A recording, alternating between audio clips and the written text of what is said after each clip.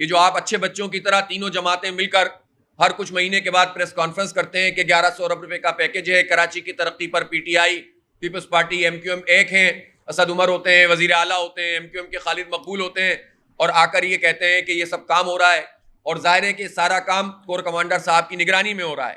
ان سے بھی سوال بنتا ہے کہ یہ کیا کام ہو رہا ہے، اور یہ بھی اب سب کے سامنے آنا چاہیے کہ یہ تینوں پارٹیاں اتنی نالائق ہیں تو ان کی وجود کا کیا مطلب ہے اس صوبے کے اور اس کراچی اس شہر کے اوپر حکمرانی ان کی کیوں ہے. اور یہ سوال سب سے بڑھ کر عوام سے ہے. 650 ملین گیلن پانی اگر نعمت اللہ خان صاحب کنٹینیو کرتے اور مشرف صاحب اس الیکشن پر جو 2005 میں بلدیاتی الیکشن ہوا تھا این آر او کے تحت ایم کیو ایم کے حوالے نہ کرتے تو شہر یہ شہر نہیں ہوتا.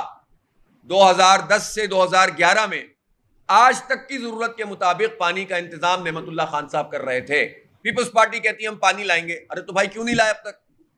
پی ٹی آئی کہتی ہے ہم پانی دیں گے علاقے کو، تو بھائی 3 سال میں آپ نے کیا کیا؟ ایم کیو ایم کہتی ہے ہم پانی لائیں گے، تو 35 سال میں آپ نے کیا کیا؟ ہر حکومت کا حصہ رہے اور کراچی کے بنیادی مسئلے کو ایڈریس نہیں کیا. جو 15 ارب روپے غائب ہو گئے، خرچ بھی ہو گئے اور کام بھی نہیں ہوا. اب وہی کنسلٹنٹس جو پہلے کہتے تھے یہ ڈیزائن غلط ہے، وہی کنسلٹنٹ کہتے ہیں یہ ڈیزائن صحیح ہے. ان کو کون ڈنڈا مار رہا ہے جس کے نتیجے میں ان کا ڈیزائن صحیح ہو گیا؟ اب یہ بھی ہماری سمجھ میں نہیں آتا.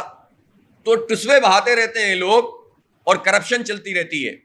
اس لیے ہم یہ سمجھتے ہیں کہ ہمیں پانی چاہیے ہر صورت میں، اور اس کے لیے ہمارے پاس جو ہے وہ پورا اس کا وہ بھی موجود ہے کہ آپ کو کس طرح سے فوری طور پر جو کرنے کا کام ہے وہ یہ ہے کہ جب تک یہ K4 منصوبہ، ایک تو یہ کہ اس کو تیز رفتاری سے 2.5 سے 3 سال میں مکمل کیا جا سکتا ہے آرام سے.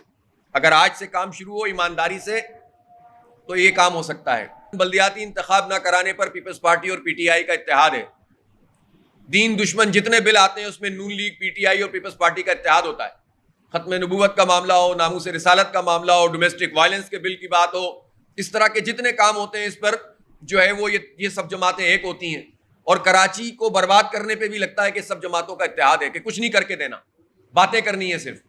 تو ترمیموں کے مسئلے یہ سب اپنی جگہ اختیارات کے مسئلے، لیکن جو جس کے اختیار میں وہ تو کام کرے. تو ہم نے یہ فیصلہ کیا ہے کہ یہ جو ہماری حق دو کراچی کو تحریک ہے اس کے ایک نئے مرحلے کو ہم شروع کر رہے ہیں، اور 3 ستمبر کو شہر میں انشاءاللہ 100 سے زائد مقامات پر احتجاج اور دھرنے ہوں گے. ہم مختلف کارنر میٹنگز اور پبلک پروسیشنز کریں گے، اور اس کے بعد 8 ستمبر کو واٹر بورڈ کے ہیڈ آفس کے اوپر گھیراؤ ہوگا، دھرنا ہوگا.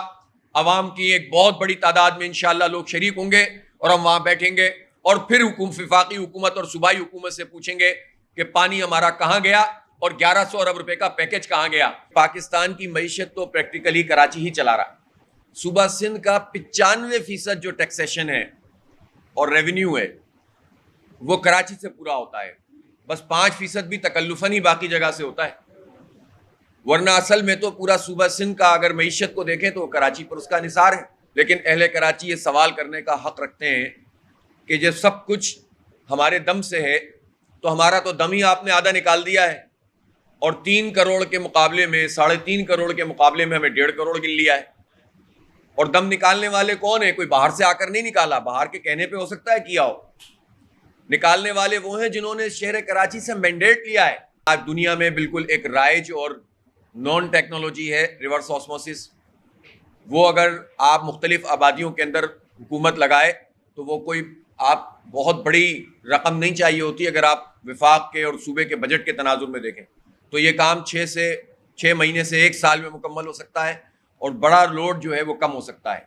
ہائی رائز بلڈنگ کے لیے یہ طے کر دیا جائے کہ یہاں پر لازمی سیلف سفیشینٹ ہوں گے، وہ اپنا آر او پلانٹ لگائیں گے. ٹھیک ہے. اس کے علاوہ جو ہے سمندر کے پانی کو میٹھا کرنے کا وہ ٹیکنالوجی نہیں کہ جو پچھلی مرتبہ وہاں پر شروع ہوئی تھی اور ختم بھی ہو گئی اور پیسے بھی خرچ ہو گئے اور پتہ ہی نہیں چلا کیا ہوا، بلکہ اب بھی وہی بات چیت چل رہی ہے ہفکو سے DHA کی. اس کو قوم کے سامنے آنا چاہیے پورا معاہدہ. اور پوری دنیا میں یہ ہوتا ہے کہ ٹھیک ہے یہ مہنگی ٹیکنالوجی ہوتی ہے، آپ کو جب سی واٹر ریورس آسموسس کرتے ہیں تو اس کی آپریشنل کاسٹ زیادہ ہوتی ہے اور اس کی انیشیل کاسٹ بھی زیادہ ہوتی ہے. لیکن جب پانی ہے ہی نہیں اور لوگ ادھر ادھر سے ٹینکروں کا انتظام کر کے ان کو پانی پہنچایا جاتا ہے تو اس سے تو بہت کم قیمت میں DHA کے لوگوں کو جو ہے وہ کھارے پانی سے جو ہے وہ میٹھا پانی کر کے پہنچایا جا سکتا ہے. اس سے بہت بڑا لوڈ جو ہے وہ شہر کا کم ہوگا, اس لیے کہ پانی اگر ٹینکر سے پہنچ رہا ہے, لائن سے پہنچ رہا ہے, پانی تو پہنچ رہا ہے نا, تو اس لیے نہ صرف DHA بلکہ اور جگہوں پہ بھی اس پانی کی سپلائی ہو سکتی ہے. یہ ظاہر ہے سمندر سے دنیا بھر میں اس طرح سے ہوتا ہے. ریسائکلنگ پلانٹس کی بات کی گئی اور منصوبوں میں اور پیکیجز میں اس کے اعلانات کیے گئے کہ ہم ویسٹ واٹر پلانٹ لگائیں گے اور اس کی ریسائکلنگ کریں گے, لیکن برسہ برس سے ہر بجٹ میں اس کا اعلان ہوتا ہے, وفاق بھی کرتا ہے, صوبہ بھی کرتا ہے, وہ پلانٹ نہیں لگ رہے, جس کے نتیجے میں کم از کم 150-200 ملین گیلن پانی تو وہ ہے جو انڈسٹریز میں اگر ریسائکلنگ ہونے لگ جائے, جو کچھ انڈسٹریز اس وقت بھی کر رہی ہیں, اور وہ کئی ملین گیلن پانی اس وقت کراچی میں ایسا ہے جو ریسائکل ہو کر یوٹیلائز ہو رہا ہے انڈسٹریز کے اندر. تو اس سے یہ بھی تقریباً 100 سال سے 1.5 سال میں یہ کام مکمل ہو سکتا ہے اگر اس کے اوپر ہنگامی بنیادوں پر انڈسٹریز کے ساتھ لیزننگ کر کے ان کو سبسڈی دے کر یہ کام کروایا جائے. یہ پانی یوٹیلائز ہو جائے گا اور ساتھ میں K4 منصوبہ بن جائے تو ہماری آگے کا مسئلہ حل ہو سکتا ہے.